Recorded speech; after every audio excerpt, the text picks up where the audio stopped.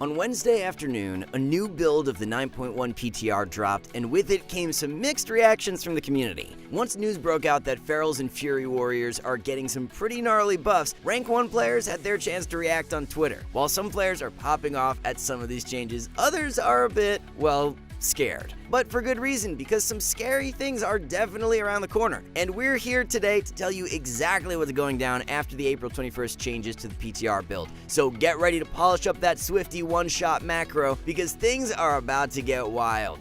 But first, we have a question for all of you. Is there any PvP talent you want reworked for 9.1? There are definitely a few that are almost never used, so there's obviously some room for improvement. Personally, I would love to see druids have a ranged snare again. It might be overpowered, but I miss being able to slow people from a distance. But we want to know what you guys are looking for in patch 9.1, so let us know what PvP talents you would like to see. And when 9.1 hits, look no further than skillcap.com/wow to bring you up to speed on everything you need to know for the new meta. Our website features class guides and matchup breakdowns designed by some of the best players in the world. Our videos teach you everything you need to know to improve your skill and rating in Arena, and feature high-level commentary that you won't find anywhere else. So if you want to stay ahead of the competition, be sure to check out skillcap.com/wow today. To kick things off, let's look at something we were all looking forward to, and that is new gear sets. Right now, you can preview next season's gear on the PTR, including the beautiful new Elite sets, which I personally think look really cool, especially when you compare them to the awful sets we saw in BFA.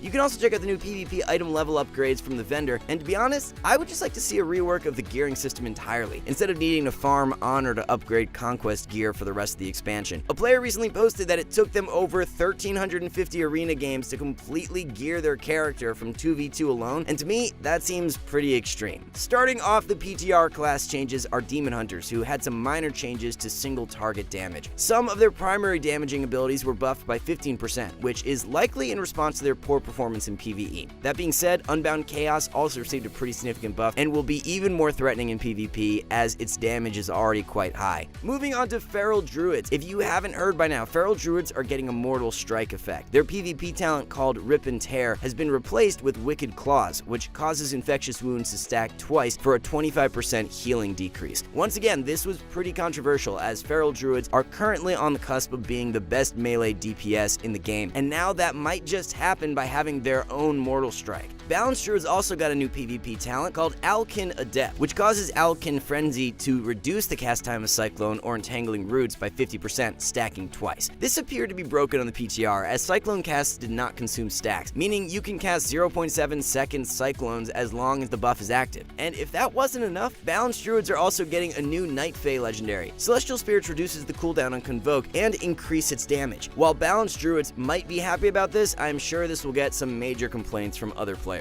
Resto also has a new PvP talent called Keeper of the Grove, which increases the healing done by Tranquility by 100% and makes it uninterruptible. This should make Resto Druids significantly more valuable in RBG teamfights and give them a better talent for Wizard Cleaves in 3s. And speaking of RBGs, Guardian Druids got a new PvP talent called Grove Protection, and I think it is the most beautiful spell I have ever seen in World of Warcraft. Just look at this. Wow, that is so cool. It's too bad we will probably never see it used. They also got a rework to their Emerald Slumber PvP talent, causing it to now give 400% cooldown recovery rate while active. All in all, this will be a massive buff to Guardian Druids and RBGs, even though they are currently the best tanking spec. Finally, the High Winds PvP talent has been removed from Guardian, but now also reduces healing done by 30% while active. After some preliminary testing, it looks like this stacks with other healing debuffs like Infectious Wounds, and might even stack with things like Sharpened Blade and Hemotoxin. Monks did not see many changes on this build, with the exception of a nerf to their Chrysalis PvP talent. We've yet to see how strong Mistweaver monks will be on PTR arenas, but we will let you know where they fall on our tier list once the patch goes live. Moving on to Paladins, we got to see the reveal of some new Covenant-specific legendaries, which includes a Kyrian 1 featuring everyone's favorite spell. The Divine Resonance legendary will recast Divine Toll for 60% effectiveness every 10 seconds after Divine Toll is used. This will only happen 3 times though, as the proc lasts for 30 seconds.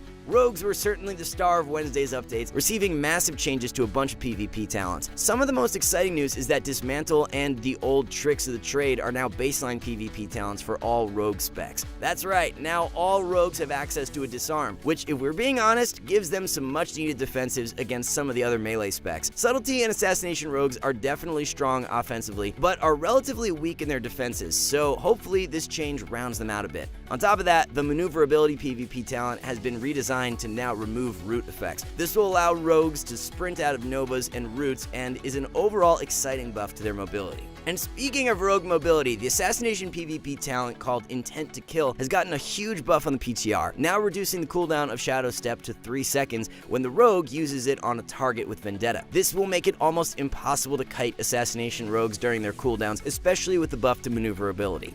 Outlaw got 2 new PvP talents as well as a redesign to their existing options. While it is unclear whether any of these changes are enough to make them viable in PvP, we could definitely see more Outlaw rogues next season with these changes. Their new PvP talent called Enduring Brawler looks quite promising, as it gives them a stacking buff with a maximum 20% stamina increase and 20% chance to duplicate Sinister Strike while at 20 stacks. Sub also got a rework to its existing PvP talents, including the removal of the infamous Cold Blood ability. Shadow Duel was also nerfed slightly, now lasting 5 seconds, and Thief's Bargain now reduces the cooldowns of Shadow Blades and Feint on top of Vanish. They also got a new PvP talent entirely called Distracting Mirage, which allows them to use Distract like a targeted teleport. This will allow rogues to essentially teleport to targets out of their LOS, including up a Z-axis. While this doesn't seem too useful for Arena, this might have some unforeseen consequences in RPGs. Sub also received some damaging increases across the board, most notably to Backstab and Gloomblade, which now do 20% more damage. But a 20% increase to 0 is still 0, and this doesn't really make their backstab damage any more threatening.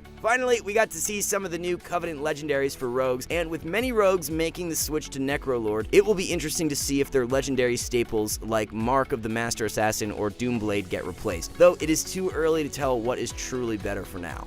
And finally, the news you've all been waiting for: Fury now has a Mortal Strike effect. I repeat, Fury now has Mortal Strike. Their new PvP talent called Slaughterhouse now causes Rampage to stack a 60% healing debuff on the targeted hits. This is on top of the already insane damage that Fury Warriors can do. So I'm sure Swifty is out there licking his lips at these changes. We've already seen other big name warriors in the PvP community rejoice at this massive change, and we're right there with them because Fury Warriors could definitely use some buffs.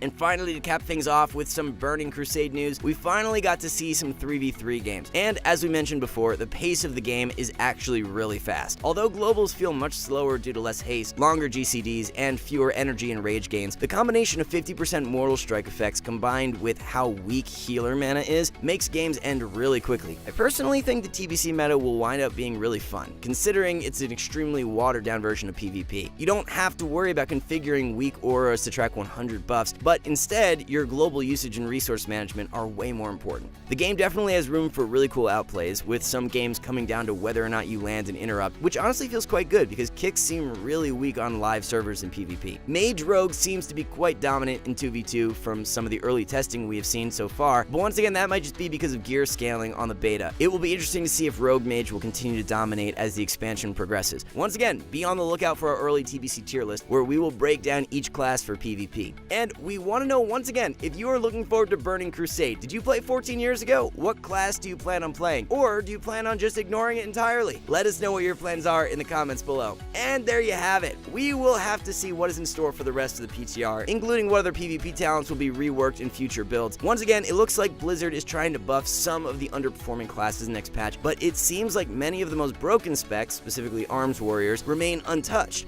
Once again, we want to keep you up to date on this patch, so we will keep you informed on any important changes that happen on the PTR and any updates to the Burning Crusade meta. If you found this video helpful, be sure to give it a like, and if you want to stay up to date on any future changes, be sure to subscribe and turn on all notifications. That way, you will never miss an upload. As always, thanks for watching, and we will see you soon.